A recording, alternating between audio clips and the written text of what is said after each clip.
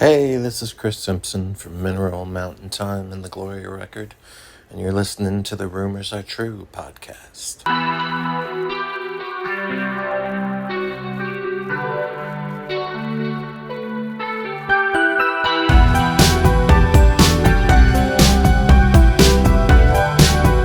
Welcome, this is Jeremy Allen Gould, and I'm coming to you today to confirm between God and of man that the rumors you have all heard are true. I started this podcast to have a platform for the bands and artists that I've worked with in the past, as well as new musicians and artists that influenced myself and many others. The Rumors Are True podcast is an opportunity for the artists to tell their story their way. I'm still in the business of confirming rumors. I still love a good conversation, and I still freaking love music. So thanks again for joining me on this journey, and I hope you like what you hear. With that said, the rumors are definitely true. What more do you want from me? Some sort of apology? Will I promise that forgiveness is the most you'll get? And what I demand of you? So put up, or shut up. So make your decision. But remember, you can't kill us all.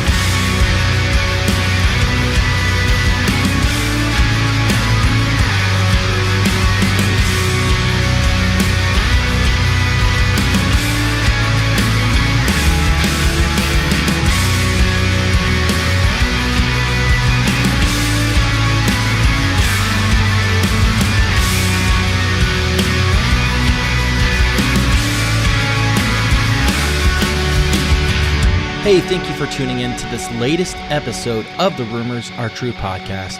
My name is Jeremy, and today I welcome Sean, Ingram, and Josh Barber. You know Josh and Sean from the band Idle Heirs, as well as Sean from his time in the band Coalesce. Awesome conversation with these two legends, so honored to have them on this podcast. So I hope you enjoy this latest episode with Sean Ingram and Josh Barber.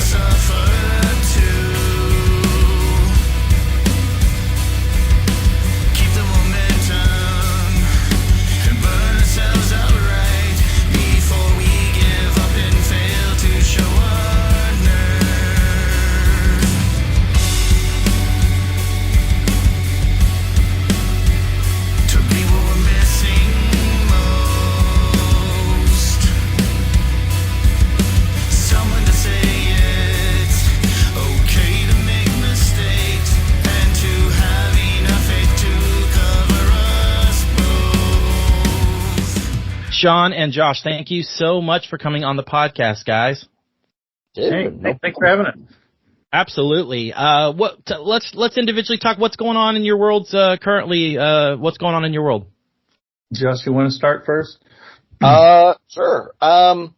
I just started kind of record season for me. So I'm working with this really cool band, Double Drag, It's the two guys who own Scythe Guitars. They build handmade vintage Jazzmaster reissues. Not reissues, I guess recreations. And they got this really dope band that's like 90s shoegazy kind of stuff. Oh, cool. Yeah, I've done one of their records, and I'm doing another one with them, and they're actually opening our album release. Cool. That we're doing. So, doing that. I mean, I have a ton of records this year. Just, doing the producer thing, like talking to bands, working on dates, and writing, sending files, that whole thing. What area of KC you in? My studio is located in downtown Kansas City, Missouri, but I live south of the area. So, like, I've got to commute down here. But, yeah, my studio is right down here. That's awesome. Fine, the Jazz District. It's like you can see the Jazz District from the entrance. It's pretty cool. Oh, nice. Very cool. Yeah, I loved Kansas City when I was living out in the Midwest. I was in Wichita, and it wasn't my favorite place, but I loved going to Kansas City and the plaza and that whole area, Westport and all that. It was just awesome. Beautiful area. What years were you in Wichita? I was in 04 to, I was there from 01 to 2011, but I booked shows from 04 to 08 at the Eagles Lodge. Yeah. And, Headway Skate Park and quite a few, all over the map places. Did everyone from Dillinger to MXPX to, Under Oath, that whole world, kind of that mid-range stuff. So, Sean, tell me what's going on in your world, man. Well, just besides, the music stuff, really, my biggest thing is we're just kind of restructuring like our family structure here. My mother had a heart attack and she's come to live with me, and I have a disabled little sister. By little, I mean like 42 years old. And she's disabled, and, we are really, trying to, it's like a sitcom, man. It's like we're really trying to like figure out how to, that meme, Too Many Cooks. Yeah. It's kind of like that, Navigate it all. Yeah. It's just chaos. There's all sorts of characters in this house now. So, that's really kind of what, I mainly have been kind of working on. And then, and then I have, 4 kids, and, I work with some of them, and one of them just graduated. So, trying to get them, their trajectory set for, successful future, all while, the economy looks insane and buying a house doesn't seem realistic anymore, and kind of like all this other stuff. So like, that's really kind of it, the idea was that I would, have a peaceful 2025 to just do music with Josh, and that, kind of got changed. You know what I mean? And like, I don't know. I have no idea what the gas is going to look like. The tariffs on gas, the tariffs on equipment, all that stuff, and then all the other, just all the other stuff that we don't even know about that's in works. That would affect us coming down from the White House. So, that's just kind of where we are. So I describe it like this: the Ingrams are circling the wagons.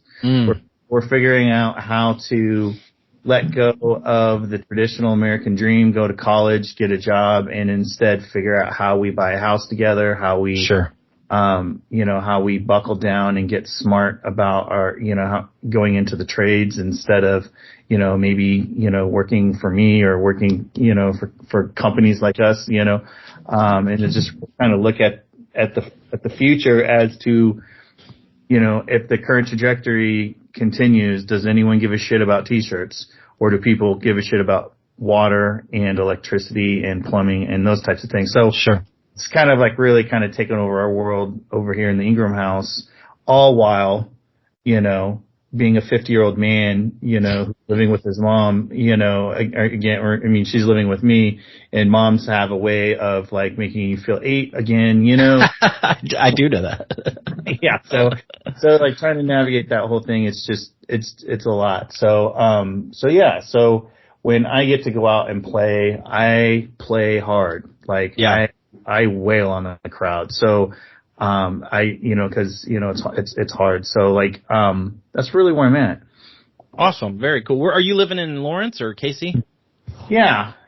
So we're in Lawrence. We're in South Lawrence. We're over by the lake. We've got a little bit of land that we bought right before the pandemic made, land unaffordable, and we just timed it right, and we just have a little farmhouse out here and plenty of room, and it's peaceful out here, and so we're just really lucky. That's awesome. Really lucked out.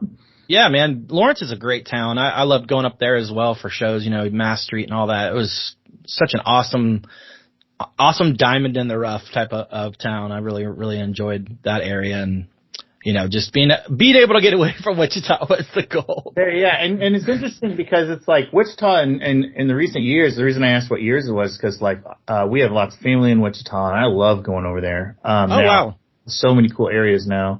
Yeah. And I'm not talking about just built up mall areas with your Coles and your, and your Brahms, you know what I mean, that is on, until infinity, but they just have really interesting areas that they're doing, and how they put the skate parks under the bridges, and there's an art district, and they're doing really cool things. But Lawrence, obviously, it's a college town, right? So it's you've always got, you've just got culture here. And I think that's what people who don't get to experience a town like this don't kind of understand, or don't know how to apply it to why they love towns like this.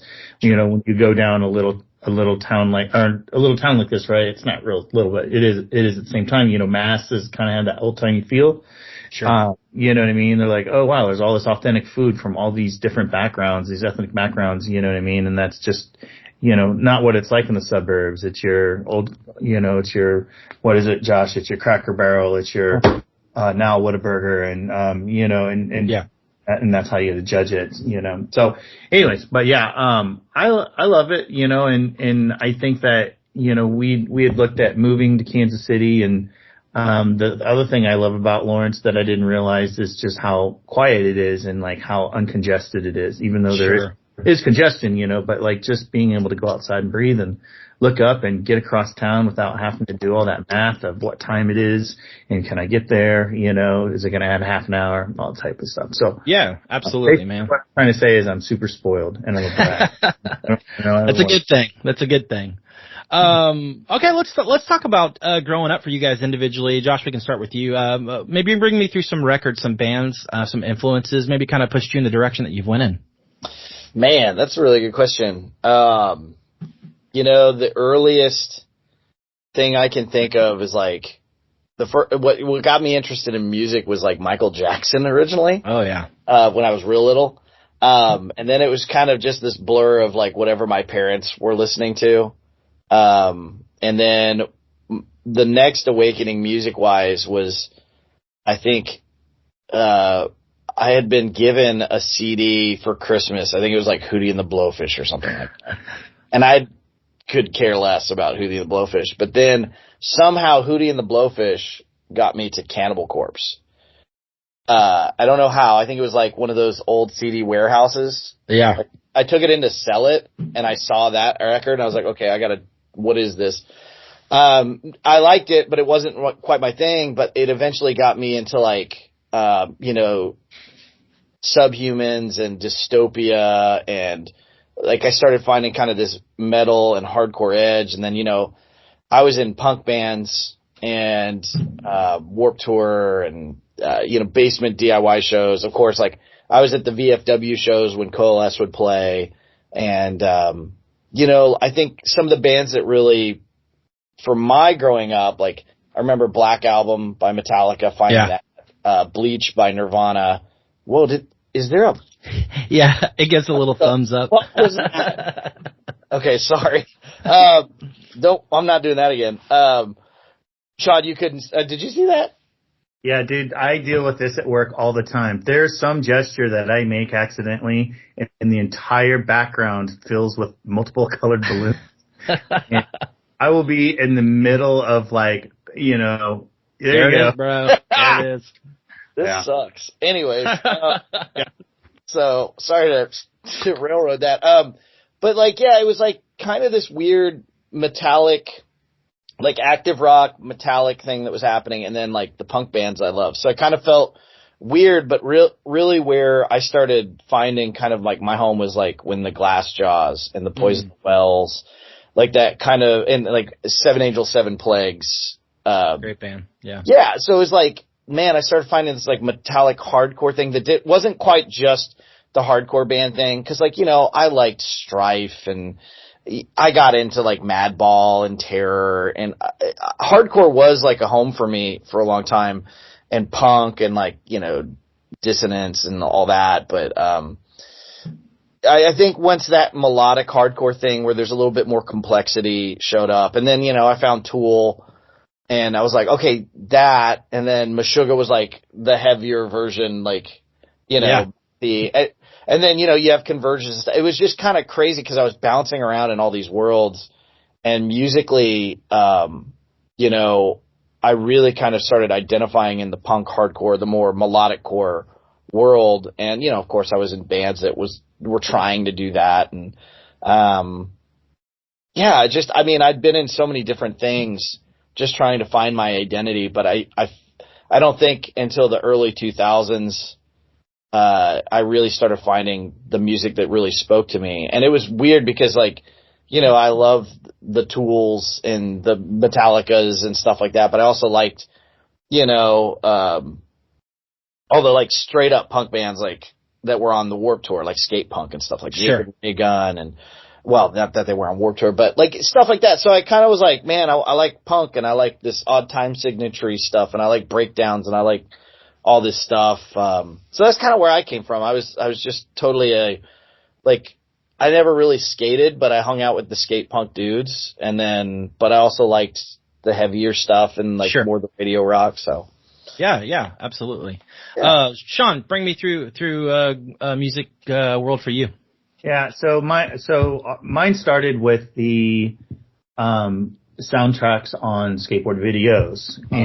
And me and Dan Askew, who runs Escape Skateboarding in Kansas City and also ran Second Nature Records, we used to create mixtapes on cassette tapes of these of our favorite songs from, Streets on Fire, Speed Freaks, Shackle Me Not, all these different, like badass skate videos. And so we really learned the songs, in our head with like the actual skate noises happening, right? So it's like when we hear some of these Dinosaur Jr. songs, we still hear like Salva grinding, a pool, because that's how we listened to it, because we pulled it off the skate tape. Yeah. And so that was really kind of the beginning of like understanding music, and its power and how important it was. It was in the context of skateboarding. It was like how do you make skateboarding more exciting? And the skateboarding made the music more exciting, right? And so, for example, Bad Brains was a band heavily used in those old skate videos, and we're like, this is the greatest thing we've ever heard. Like, is there something better? Turns out, never was another band better. But it's like that was like the thing, we're like, holy shit, this is a starting point. So, and then Dinosaur Jr. So we were all over the place, and Josh mentioned Naked Ray Gun. They were on all those. So remember when Understand came out, we went to Camelot Music at Bannister Mall and picked that mug up, so that's really kind of where it started. We had this group of skaters. We had built a half pipe in my backyard, and my backyard became ground zero for all of Kansas City. To come skate. It was like a larger 6-foot half pipe. My mom looked the other way as we robbed building construction sites blind to make this thing happen, and everyone pitched in to put it together. And so we started getting other guys that were older than us, because me and Dan were like in junior high. We're like 7th grade, 6th grade, 7th grade. This is how far we go back, and I'm almost 50. So, I'm not going to do the math. But, and so anyways, there was this group of skaters that came, and they were just punk dudes, but we called them scum skaters because, they were filthy, they reeked, they were just punks. There's like, clean cut, dipshits, like we don't know anything. And those dudes were like in high school or almost out of high school, and they were going to shows like GBH and, Mannequin Beach and all of this really cool stuff like the early 90s, late 80s-ish. And so, they really introduced us to a lot of this stuff. I remember they brought Repeater over. They're like, hey, this is the new Minor Threat. It was the very first Fugazi record. Sorry, it's the red one, the Repeater. But we're like, oh, this doesn't sound anything like Minor Threat, and so they introduced us to Embrace. And then we started realizing that all these musicians we love, they were doing all this other stuff, but because we were just, young, dumb kids, didn't have maximum rock and roll, there's no internet, there's no way to connect. It's like we really had to find those things through these other people who were a little bit older and could introduce them to us. So that's really how, like, me and Dan's music journey went. We were really in tandem that whole way. We've, been best buddies since, like, second grade, and I did music, he did, the record label. But then, it wasn't until really we just started, like, it was Earth Crisis really for me, like when it came out, when All Out War and then the Firestorm. It's like, I still don't understand how a band could write something so, like, powerful and that, like, made such a, made so many people stoked and pissed off so many people all at the same time, right? Me, it's just like, it was it. And, I got in a car and I moved out to 127 Harvard Place and I moved in across the street with those guys. I lived with Ben, the original guitarist, across the street from Guav and all those people because I just wanted to be around it. Just wanted to immerse myself in it. And so it was that was the band that, like, was kind of the awakening and, like, got me connected in. And then, obviously I'm an idiot. I don't know how credit cards work. Come home to, like, reset, and like get my life together. And then I start joining bands, right? And then it really was just because of that, just being immersed in that kind of scene and culture. And so when I came back, I joined Coalesce. So I only did one other band before that. It was just like a straight edge band, like some buddies, but we only played like a couple shows, like nothing really serious, But then came back to that. So that's kind of like really where my journey is. And then after that, it's like I missed all of the bands that Josh mentioned, right? They were all kind of after my time. They were kind of like second, third generation of kind of like the bands that I was playing with. So for me, because I was so busy in that band and not wanting to be influenced by other bands, I wasn't really allowing myself to, like, get into bands during those early formative years of being in Coalesce, Sure. It wasn't until, like, kind of like, in the, like, 05, that I was like, okay, cool, what is out here? What's interesting? And then that's when I started, discovering bands that I was like, oh, I'm truly into, like Harvey Milk, and then, sure. Jess took me to the Anima tour, that Tool did, and that was kind of like, okay, this is actually the thing I'm into. It doesn't have anything to do with what I'm involved with. So it's kind of all over the place, but I always say that, like, my musical tastes are, like, incredibly immature, or unrefined compared to, like, someone else, Josh in the van or someone else in the team can have a playlist, and I'm bouncing all over the fucking place between, like, Julian and Hatfield 3 to fucking Racho Mini Man Savage. It's just, it's like whatever. Sure. I just want to listen to what I want to listen to. And sure. I'll be in the middle of an album. Fuck this, I want this now, and so I'm kind of like all over the place, and then I have pleasures, that make me feel comfortable when my anxiety is crippling me. So I'll, put on Sisters, or things that I remember, from my childhood. So yeah, that's kind of like where I am all over the place. And so I don't have this like really cool, story, of like, this is what I'm into and I know everything about this and I know what I'm doing. You know what I mean? It's like, I don't. No, I got you. I understand, man. That's cool though.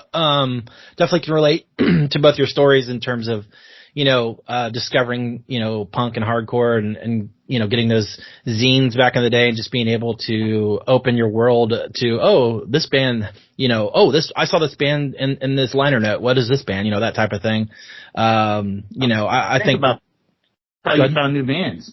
Yeah, that's exactly. How you look in the liner notes. I forgot how important that was. Yeah. That was a big deal. Absolutely, man. It definitely, you had to work for your bands back in the day as opposed to now where you've got it in the palm of your hand, which is a beautiful thing. But, it takes away the fun of the search or the quest, to find the obscure band that no one knows about or yeah, that's awesome. I love that. Josh, let's talk about your production career, kind of how it's taken off over the years. I know you've worked with Norma Jean and Tech Nine and the Devil Wears Prada. Just kind of bring me through the early days and kind of to where you are currently.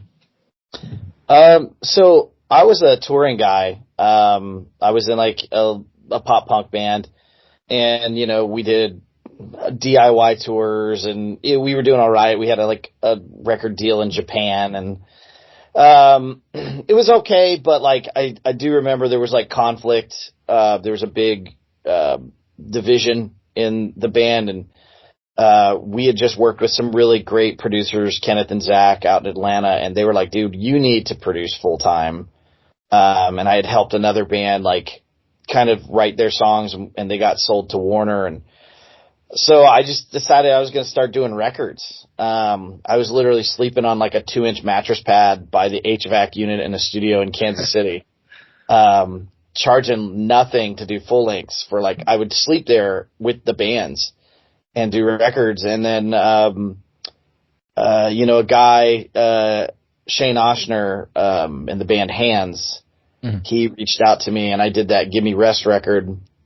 And, it was my first label record that like I was fully a part of, engineered and produced and mixed. And I don't know what happened, but people loved that album, and it got people talking, and that led me to filling in on guitar for a band that was, opening for Norma Jean, and we shared a bus, and that led to me, talking to Corey, and I ended up doing that Wrongdoers record.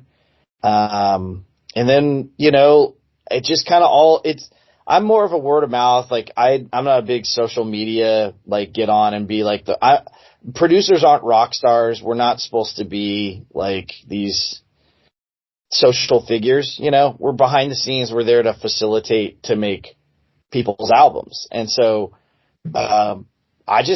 people just kept calling. Like this band would talk about me, and then, and I'm a good hang. Like I'm a better hang than I am an engineer. So like I would just get bands that way, and I'd go out on tour and then come home with a record. And I have a couple really cool records this year that were just like people like, hey, you got to meet Josh. You got to talk to him. You got to write a song with them or send some production. And so like my whole career has just been kind of word of mouth and like keeping my nose down and working. And, that's kind of it. Like, I've done everything from metalcore to, hip hop and rap. I've been lucky to work with like Joyner Lucas on some stuff out at Strange, and Tech, being in the hip hop world, pop world with that was wild, because like Tech just wanted me there because I knew the metal thing. So we ended up doing I did a song with Corey Taylor and him. And then, there's a bunch of stuff I did out there, but really all those opportunities in my whole career as a producer and musician and songwriter was all just, working really hard and keeping my nose down to something and looking up and going, oh, well, now this thing is here. And so I just do that. I just kept following it, and it led to me designing and building a couple studios in town, which led to other artists. And I don't know if I have a thing. I think a lot of people know me for the bigger records I've been a part of, but man, I'm all over the map. But yeah, I don't know how to talk about myself in that world, because I just keep working, man. I don't know. I'm a shark. If I stand still, I die. Yeah. Yeah. Do you enjoy, being able to, be a part of the project, or do you feel like when you're doing a production, do you feel like when a band does what they want, do you love to put your 2 cents in, or you just kind of let them do their thing? I think, I'm better when I'm involved as an extra member, and when I have the ability to do what I do. when my hands are tied, I don't think the records turn out that great. I've had a couple records where people come to me with the idea and we all get on the same page and then they switch the story by the middle or end of the record. And it falls apart because I do feel like there needs to be somebody leading the charge, not necessarily in control, but leading. Sure. The band at the end of the day is in control of where they want to go with their music, but like you do have to pick a leader. And I feel like if you trust me and you give me the ability to lead on the album, it always turns out really good because I'm allowed to do my job at the highest capacity and the band can do their job at the highest capacity. And at the end of the day, the band, if they say we're not doing that, that's the rule. Like, you know, I don't like to push artists in a direction they don't want to go. Sure. But it's like, give me the football, let me run with you. And for me, I think if I'm allowed to do the best records I've done, the ones that I think sound the best sonically and creatively are the best, is when a band completely trusts me and lets me like work with them. Yeah, because like, you know, conflict where we both don't get to have fun and we both don't get to do what we do doesn't really make a good record. And I would think if you interviewed any of the bands that work with me, the ones that have like given me that trust, I'm not taking control from them. I'm just putting rocket skates on that control that they have. And I can be like, yo, we didn't think about this. Let's do that. And I can really push and get it done. So yeah, absolutely. What are some of the records that you're most proud of that you've worked on? Life is Violence by Idle Heirs. I mean, I know that's a cheesy thing, but I'm really proud of that album. Yeah. You know, I think it's one of the most fun albums I've been a part of. I think a close second would be Hands Give Me Rest. That was just me and one guy in a basement studio. And it was complete trust and fun. Like, you know, those are the things that are amazing to me. And then, I think tied for second is Polar Similar by Norma Jean. That record was, that band, I think at that point fully trusted me, and we were in an amazing studio in the middle of winter. Yeah. And that album rips. It's great. So, and then I think if I had to say another thing I'm super proud of that nobody has any idea about is this Cardinal band I've been working with from Canada. They're young dudes, and it's like if you took My Chemical Romance and Bring Me the Horizon and smashed them together, it's some of the coolest. Like, these dudes are like millions of streams on Spotify on their first album that's like from before the pandemic, and they don't do anything. It's just two guys. So really unique creative stuff. So that's awesome. I love hearing that. That's cool. Sean, you mentioned obviously starting Coalesce. Let's bring me through the beginning of starting Coalesce, and maybe kind of over the years your viewpoint on the band and maybe the impact that you had, and you know, maybe some of your favorite times in the band. So started 95, and then we were pretty tumultuous through 99. And then really we didn't really function as a band until 2005. That's when we got back together with Nate Jr. Richardson on drums. Mm-hmm. So most people recognize us from like our record in 99 on Relapse, the 0-2 record, and then the earlier stuff, because we were really prolific. We were just constantly writing, Functioning on Impatience is titled so because, we had already recorded Give Them Rope for Johnny Dudek. He was doing the proper thing by, having a marketing rollout and all that stuff. But to us, the idea of 3-month rollout was insane. It should have been done, to us it was like a lemonade stand, right? You make lemonade, and you sell it, right? There's no prep time, you put it out on the table immediately. And so we actually wrote and recorded Functioning on Impatience, and it came out immediately after Give Them Rope came out because of the lead time. And so that's just kind of how we functioned. God, dude, we're 17, 18, we're all immature. We didn't know how to deal with each other's personalities, didn't understand each other's that we're navigating all this stuff, you know. So really it was just, you know, we were just out there fighting the world and fighting ourselves, really. And so it wasn't really until '05 that we kind of like, okay, what are we doing here? And, you know, and really, you know, was really focusing of like how to, you know, be a band and function that we could do it, right? And so that got us the Son of Man, EP, and then, Ox and Ox EP. So, to me, those are the best records that we did, you know, because I don't look at the band through a nostalgia lens. I look at it through like what songs I would rather play, you know. So, really that's kind of like just who we were and what we're doing. As far as like our influence, that's always a funny thing because, Coalesce is one of those bands that I suspect will never get their roses when we're a band, like when we're a band and doing something, right? So, I think that, we definitely have a sound that influenced some bands, and then I think those bands influenced a next generation band and influenced a next generation of band. By that time, nobody even knows where it came from, right? Sure.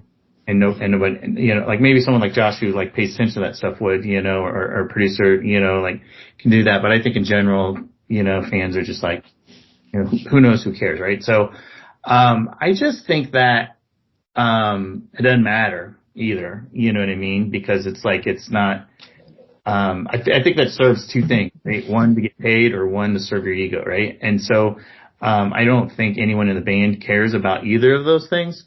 What we do care about is the ability to still play, you know what I mean? Sure.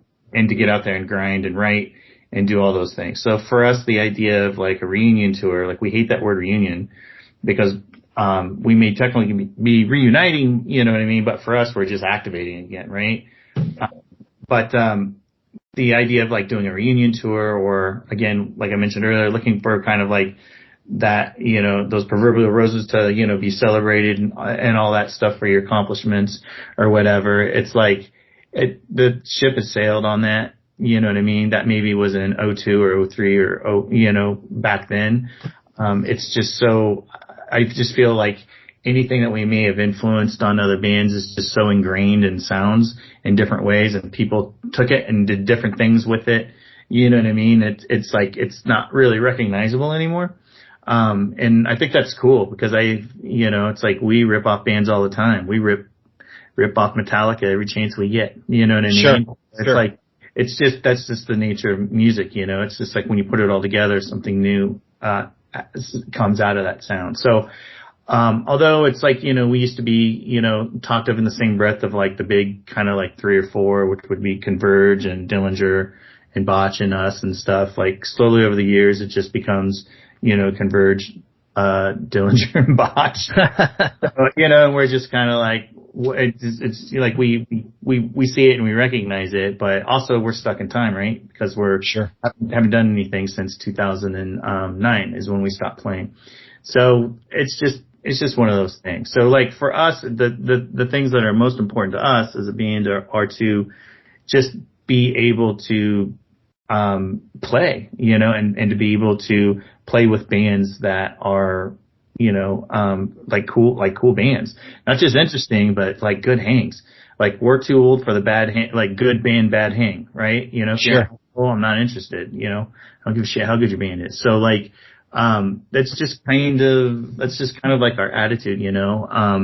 And we always say that we're not chasing anything, but like for me, like very much so, if it's not creative and we're not pushing ourselves, I won't be a part of it. It just I've made many Coalesce records. I don't need to make another one if it's like the old other ones, right? So for me, it's just, it has to be something new, and it has to be challenging, and it has to put us all in a, you know, in some kind of, you know, uncomfortable position, you know, to have to do something. Cause like, I just never ever want to coast, in anything I do, you know, with Idle Heirs, you know, Coalesce, with, you know, with my family, with my marriage, you know what I mean? Coasting is just not complacency. Yeah, I hate it. Yeah, absolutely. What was it like, or not reuniting, but getting back together for Furnace Fest this past year? I'm sure that felt really validating. I mean, that place was packed. You guys crushed it. Yeah, maybe your thoughts on being able to get back together lately. Yeah, well, I'm glad you said that. From our perspective, it felt very bizarre and abandoned on stage from the crew that was running that thing. You know, it was a very bizarre experience, I'll tell you that. So, I think that I don't like fests. That's my feeling, for that band. I think we never really do well. I think that it's always an awkward thing, and we just don't. I don't think it's the fans. I think it's us. We just don't perform like we do on a festival stage. You know what I mean? Sure. Like on a big festival stage.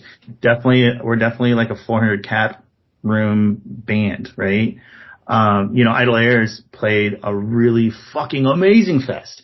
And, it's Josh, what's the name of it? It's, Subterranean. In Dissonance, right? Yeah. Yeah. And dude, I was like, fuck, why is it fest like this? You know what I mean? But look, I'm not shit talking all fests. There are amazing fests, right? Sure. Like the fest in Florida is like the whole town is just doing music. Obviously, Roadburn is like, or any curated fest is like, of course, I want to be a part of that and be included in that in any way, shape, or form I can.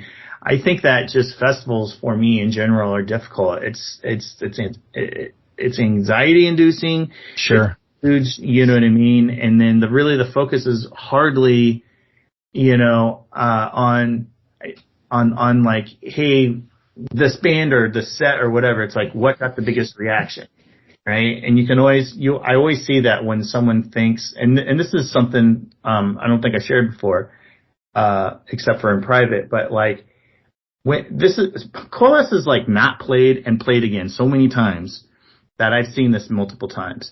When Coalesce is not playing and nobody really remembers what we look like or what they're getting into when they see a show of us, they have this idea of what it is. And it's always jarring when we play and they're like, oh, this isn't what I thought it was. This is uglier. This is more awkward. This is not, you know what I mean? This isn't Poison the Well or Norma Jean or these other bands that have this much more, polished and like amazing stage presence or the way that they do it. It's like Coalesce is very much like an event, and I would liken it very much to just kind of like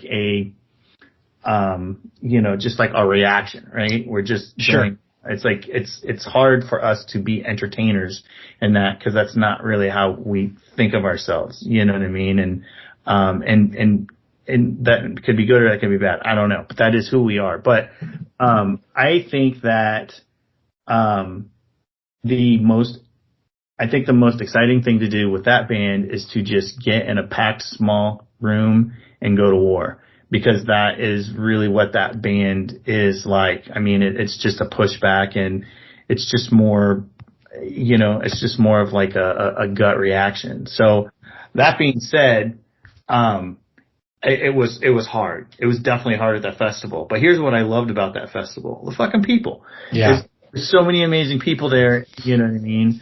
I will say this.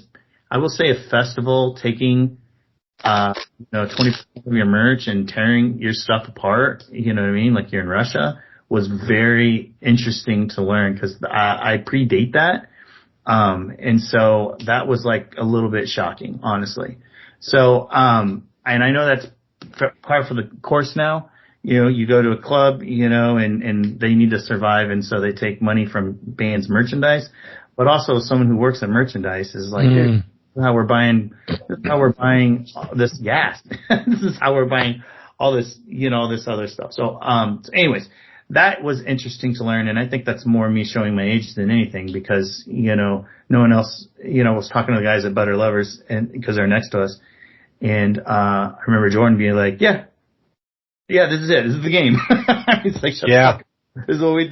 This is, cause they play so much, you know what I mean? So, it's just a lot of things to learn when you're on that big scale, right? Yeah. And so, I think that Coalesce itself probably is not the right band for that scale. I think that we need to exist on a smaller scale for us to be who we are and for people to experience us the way that they actually truly do want to experience us. Yeah, absolutely, man. Josh, just your viewpoint on Coalesce as a band from an outside perspective. Obviously you mentioned going to see them, a long time ago. Yeah, just kind of your perspective on the band. Well, Coalesce, I think Sean, he knows best. Of course, he's in it, and he's one of my friends. But I was a fan before I was a friend of Sean's, and for me, Coalesce was never really like a lot of bands go into things going, "Oh, this is what we do live." I think Coalesce is, and has always been, 4 guys. The music is making them do what happens. They're along for the ride. You get to watch them get in the river and see what happens. And the crowd has something to do with that. The room has something to do with that. And there's an energy there that I think is more honest to what creation is. Coalesce has always been about how do I feel, and then that is what they produce. So why wouldn't their shows be that way? And I think that's cool because there's an honesty and there's kind of you don't have a say I think that makes sense. Like when I watched Coalesce, even at the festival, I was like, they don't have a say in how that show's going to go. Like Sean goes up there and then the show happens and he goes, oh, well, I think it's not to sound like so stupid as in like the energy or the vibe or whatever, but that is kind of the deal. Like, get in the river and see what happens is Coalesce. It's not like a pre-planned, hey, at this point, I'm going to totally do this kind of moment. So it's raw energy. And, I think it's cool. That's awesome. I love hearing that perspective. Let's talk about Idle Heirs, new project. What was the impetus of this? What brought this together, and kind of maybe from both your perspectives, the formation of the band? Yeah, you want to go ahead, Josh? You started. I started the last time. Yeah. Okay. So the impetus really is, this one's a little bit different than like, hey, let's start a band. This one really, I think, was an exercise in Josh and I, just facing our demons and just quite simply working through some shit we both were kind of going through it at the same time. This is post-pandemic. I don't want to give the illusion that this is some pandemic record or something like that. It's not. But, the things that transpired through the pandemic, more importantly, how people changed through it and how relationships fell apart. And, and on my end, it's like I decided to exit my business, after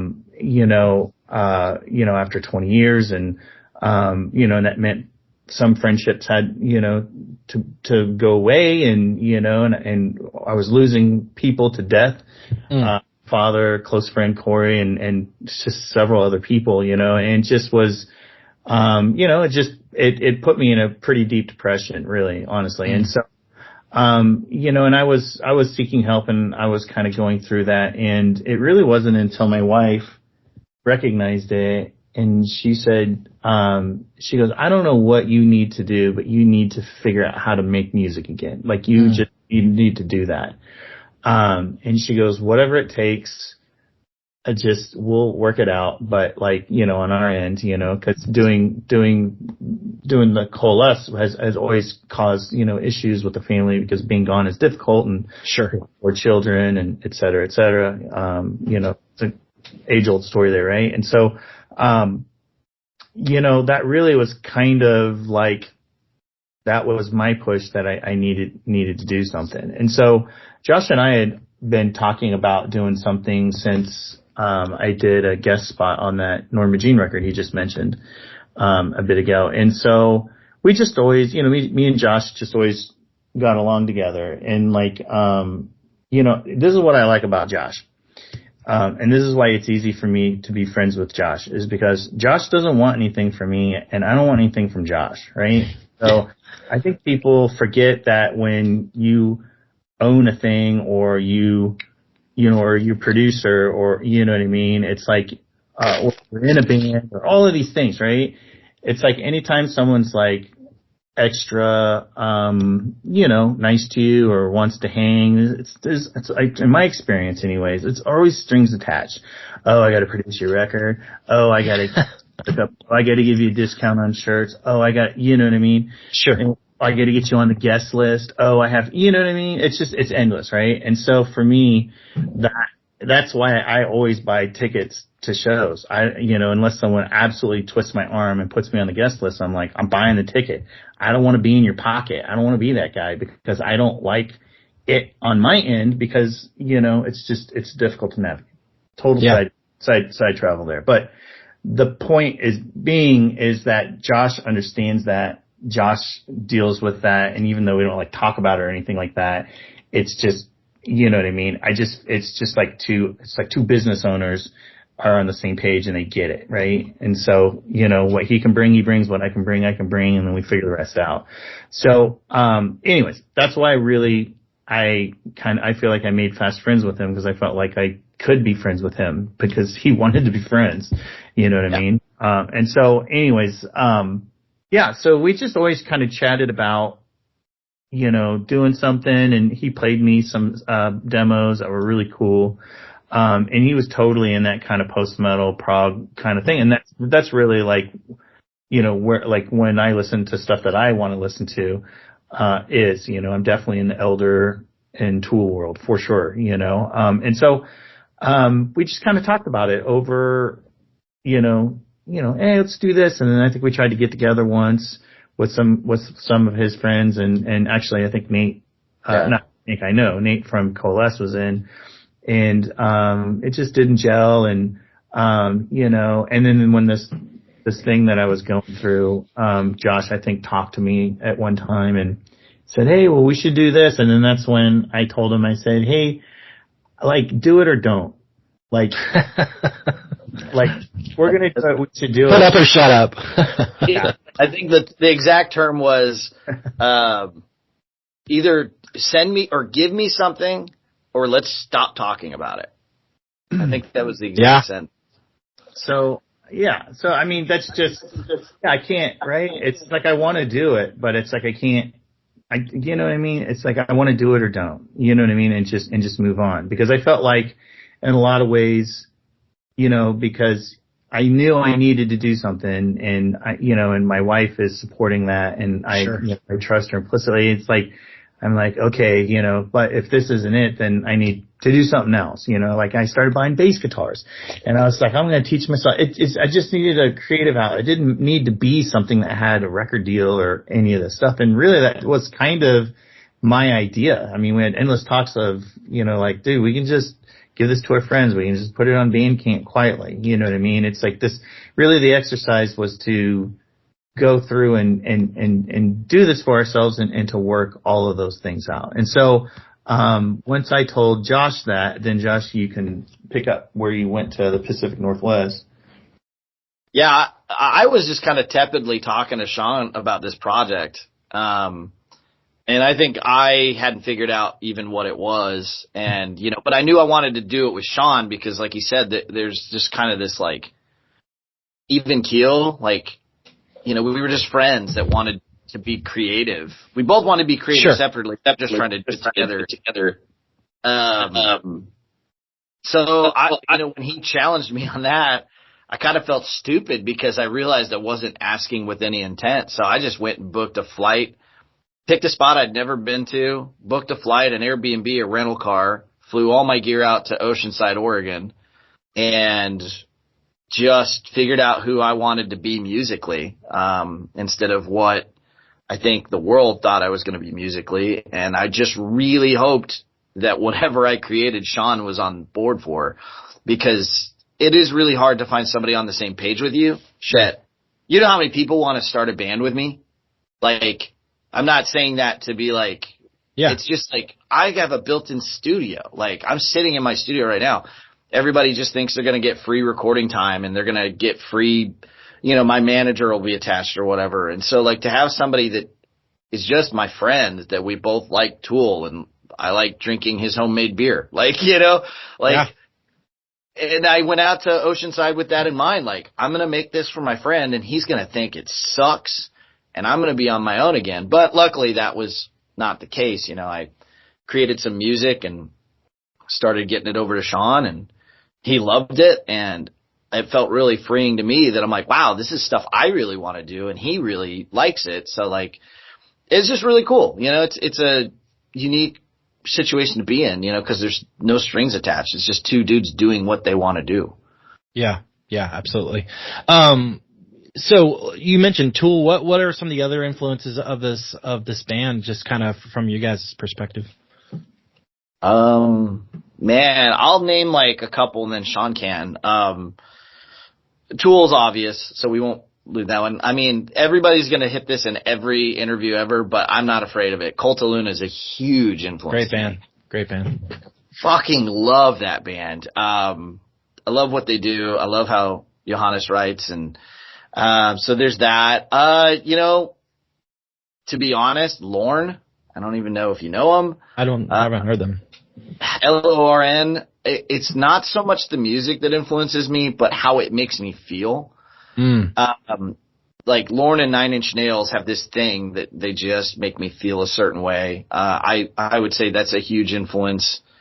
And then I don't know, like I'm a big Poison the Well, that world fan, like where there's like specifically like the album You Come Before You was such a incredible pivot, you know, where everybody's like, oh, just make nerdy again, or give me the Botchla breakdown. And they said, we're going to use nothing but instruments from 1970 and do it live.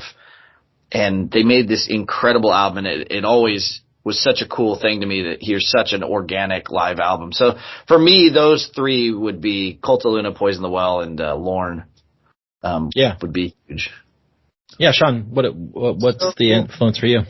Yeah, so, you know, I don't know if I have a good answer for this.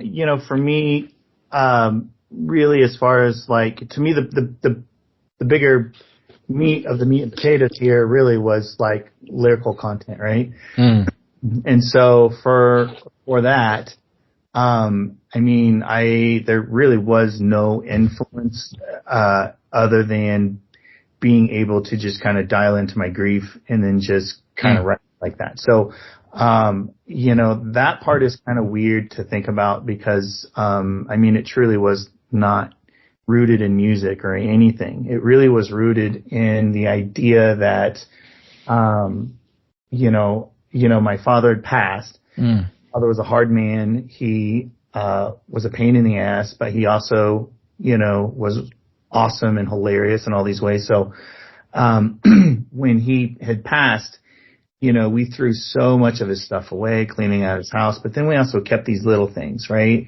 And then I started assigning so much importance to these seemingly little things that actually truly were little things, you know, but when you're gone, you assign, you know, who's left, who loved him, assigns that to that, right? And so then that really got me to thinking of like, well, why would I leave breadcrumbs? I'm just going to leave meat and potatoes for this. And so I really approached this lyrically, on the largest component. There were some that I wrote with Josh, that he had ideas with, and that's something I've never done before. I've never worked on lyrics with someone before. And so, but for the most part of like what I was like putting together, like especially Dead Ringer, for example, and Rare Bird, the whole idea was like, what does it look like to say it all to where you have nothing left to say to your kids? You know what I mean? It's like, say you're gone tomorrow. What does this look like?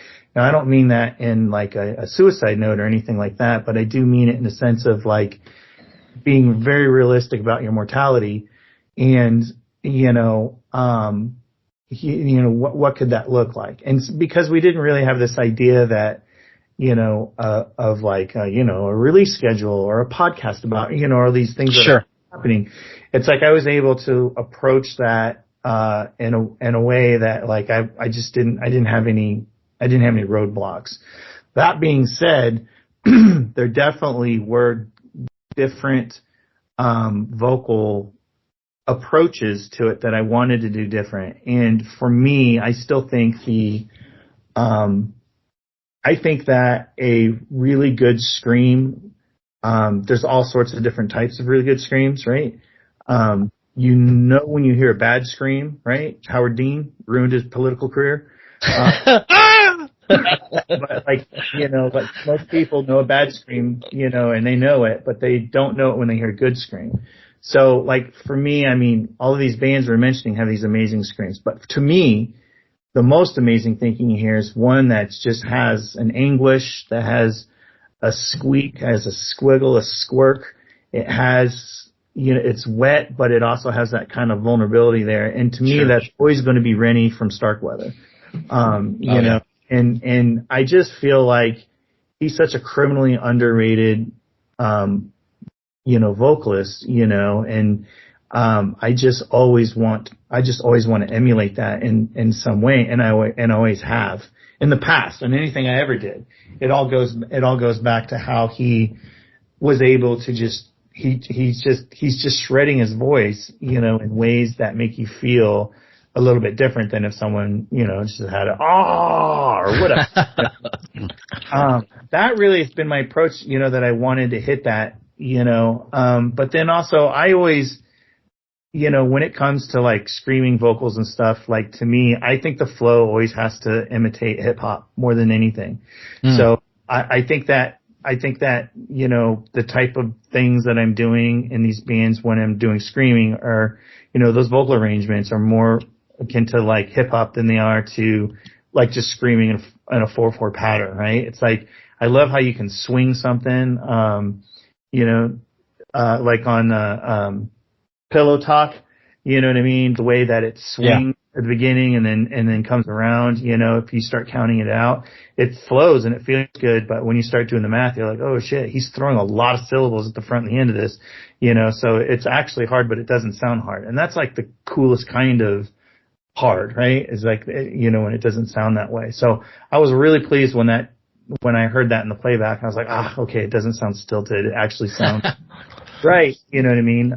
But yeah, and of course, there's a lot of singing and different, levels of singing in this record. And so for me, and Josh too, it was important that the record dictated what that vocal approach was. Like, we have all sorts of demo takes where I tried to force something in it and it is not what it called for. And then we could stop and we could go back. Like in Dim Shepherd, the bridge, we have like 5 different versions of the bridge, and finally I was like, all right, I'm just going this route because this is what it calls for. So, and sometimes that's hard to do because you want to showcase something, right? And it's just not working. So, that is something that was new for me on this record, is that I had the time and it wasn't under any kind of constraints with money or time as well. Sure. That I couldn't explore that and let it be what it wanted to be, because we spent quite a bit of time on this, going back and being like, do we like this? Because we could, you know what I mean? It was a labor of love. Sure. You know what I mean? Sure. So that's kind of where I'm at. Starkweather and Eulogies. Awesome. Very, very cool. So, obviously signing with Relapse, you have a history with Relapse. That's awesome. Great label. Maybe, the record comes out, in April? Is that April 11th? Awesome. Yeah. And you kind of guys both have touched on it, but maybe just, overall, you mentioned it being your favorite thing you've ever done, Josh, just like, your viewpoint on the record and how exciting it is for you guys to have this come to the world. Yeah.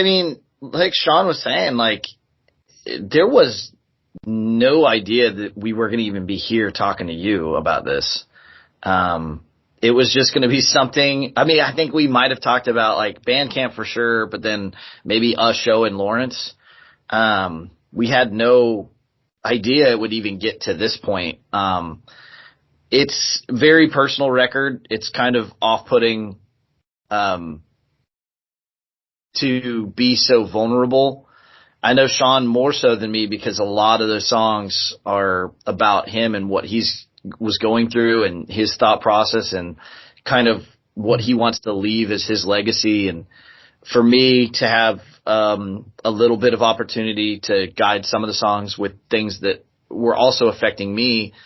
You know, it means a lot. The album means a lot. It's very vulnerable. I mean, music, you know, I'm always the bridesmaid, never the bride. I don't get to go to the cool studio I want to go to or write the guitar riff I want to write all the time. So to listen to the songs, like, and I hear the demos that I did in Oregon and then hear the album, and they're pretty much the same thing.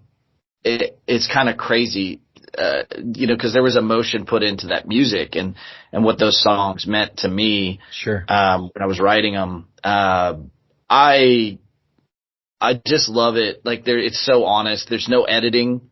Like, we didn't quantize stuff. There's no drum samples. It's live takes. What you're hearing, all the music was recorded essentially in 2 days. And then, you know, we got into the vocals. It's just really human. I just love what Sean was talking about in the songs, and, you know, I could apply my meaning to them. Like, I knew what Sean was going through and I knew where everything was coming from, but like, it's also crazy to sit back being the producer in it and the songwriter musically to hear what he's doing with it lyrically and just being like, yeah, I'm in it. Like, that's us. That's that moment in time. And sure, to just see where it went. It's crazy. I listen to our album like once a week, honestly. So I love that. Sean, talk me through your excitement for the record coming up.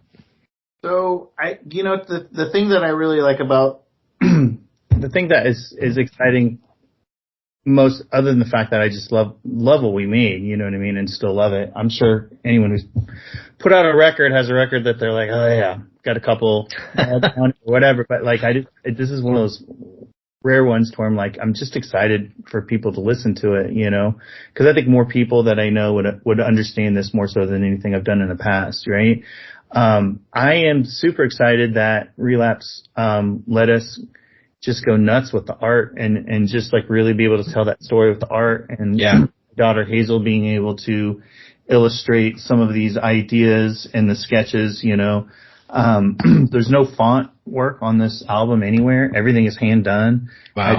I did all the manuscripts. So really I create this kind of organic, handmade kind of thing, you know, maybe not really punk, but just like flawed, you know. Sure. You know, and you know, when I was doing the insert book, and doing those lyrics, I was handwriting them. They looked so stilted and they looked terrible. And I couldn't understand what was wrong with it. So finally I just started blasting the song that I was writing the lyrics for live really loud. And then I didn't worry about punctuation or misspellings or whatever. And then I would just literally kind of close my eyes and like let my hand go crazy. So when you look at the book and you can kind of see that, I was able to get the manuscript to kind of match the same emotion of what the music was going to me as the listener. And so, just on every level, I just feel like we were, from Relapse and from Josh, we were just allowed to. It's awesome. To just have much detail and not rush or make a compromise or something. You know what I mean? It's like every idea that we had that we wanted to convey, it got done. It got done exactly how we wanted it. And it's such a rare occurrence. I can't say that about anything else. There's always some compromise somewhere, you know? And so that part is interesting to see. And then as far as like the excitement, I gotta be honest, I feel a little exposed, you know what I mean? It's like we agreed, we're like, yeah, we're gonna do this and we're doing it.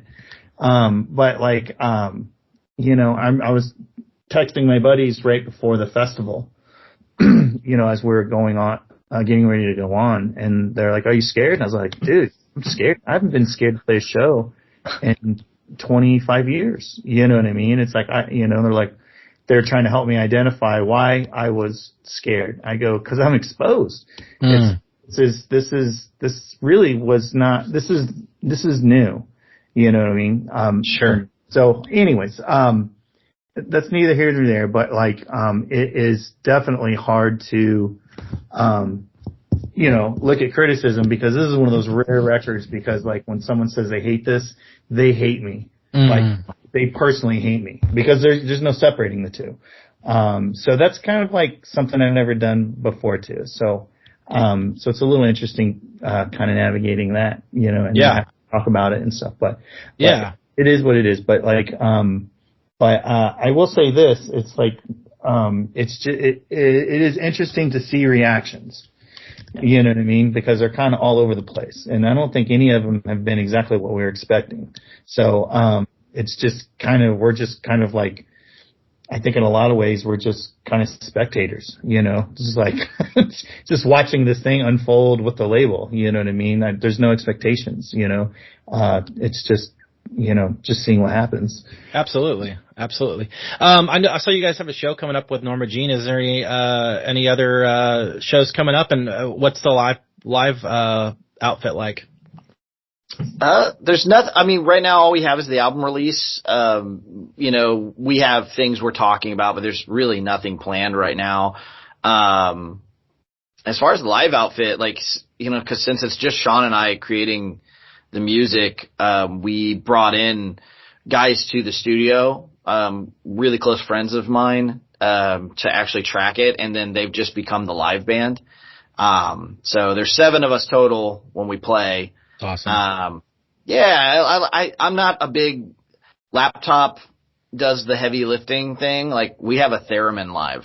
That's awesome. You know, like, we have a slide guitar that's a crucial part. I understand that, like, some of our touring, we're going to have to do that just from a financial standpoint. You know, we can't bring 7 people all the time, but, whenever we can, like, these guys are family and they're friends and they're an integral part to, like, what Idle Heirs is.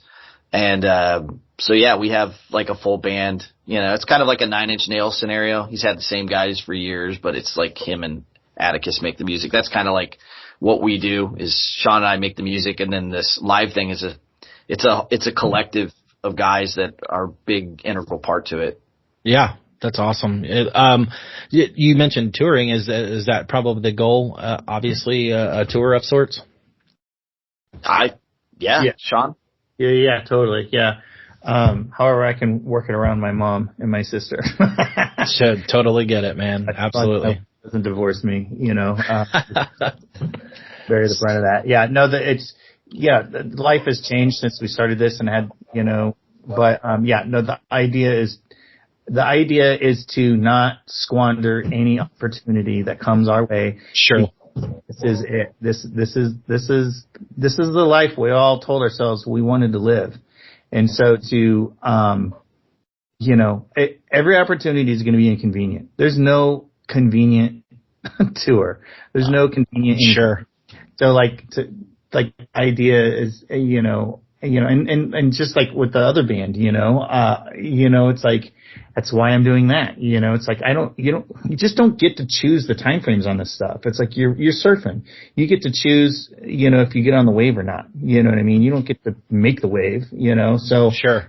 And that's been my experience my whole life. You know, it's always timing, you know, so like anything that comes our way, you know, we're all ears and we want to make it work.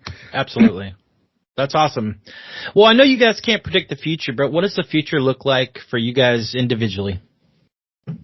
Oh, Sean, you go first, because I don't know. I have a heart attack, and all of a sudden this record's way more meaningful than anybody thought it was. Ooh, brutal. Fucking sucks. Brutal.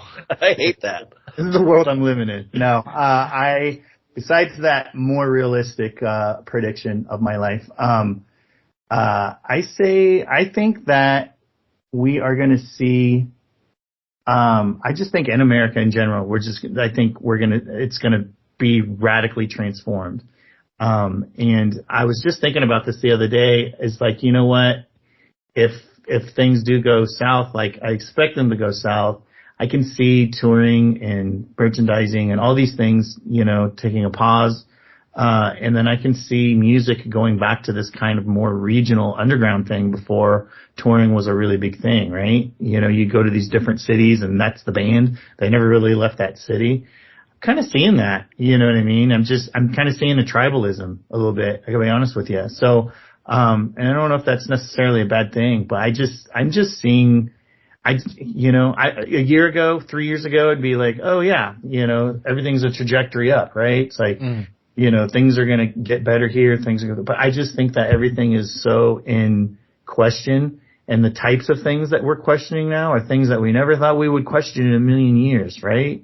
War with Canada, Mexico, just totally things that just were never on the radar, so like I am really just seeing it like being super transformative. That's just kind of like that's just how I'm seeing the future.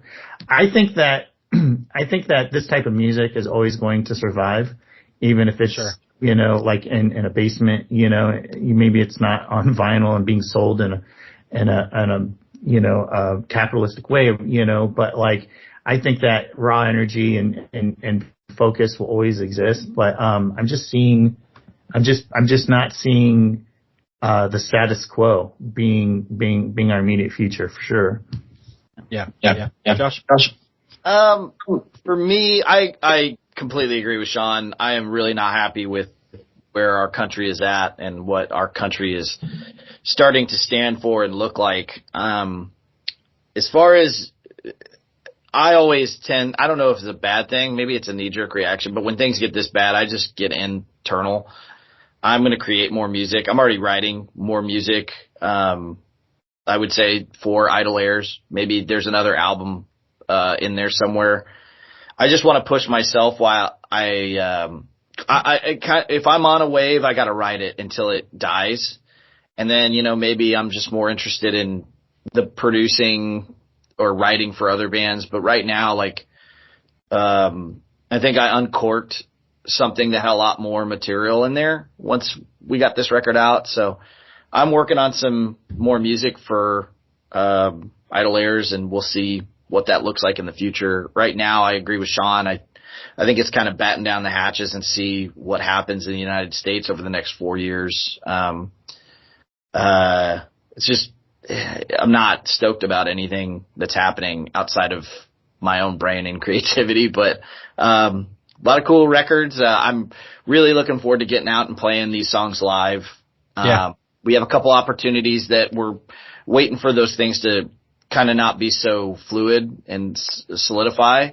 And I just think there's more art to be made at Idle Heirs. I think there's more stuff to create, and we have a great home with Relapse. We have a great team behind us, from everybody there and booking and everything. So I'm just looking forward to more things to get my mind off how fucked up our government is. So yeah. Awesome. Well, guys, I've really, really enjoyed this conversation. Really honored to have you both on and maybe bring me through your history and kind of the future for you guys, and just really appreciate all the beautiful music you've made over the years. I know beautiful is an odd term, but really is artistic and beautiful.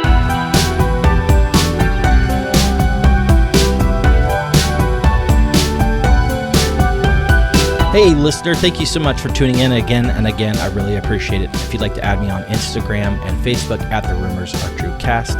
If you'd like to like and subscribe, you know the drill. So thank you so much for tagging along with me through this wild ride. So thank you again. Thank you to Sean Ingram and Josh Barber. Awesome conversation. So honored to have you guys on to tell me your history as well as your future. So thank you again to Sean and Josh. Got some incredible artists on the horizon, guys, and you know it. Nostalgia is still a hell of a drug.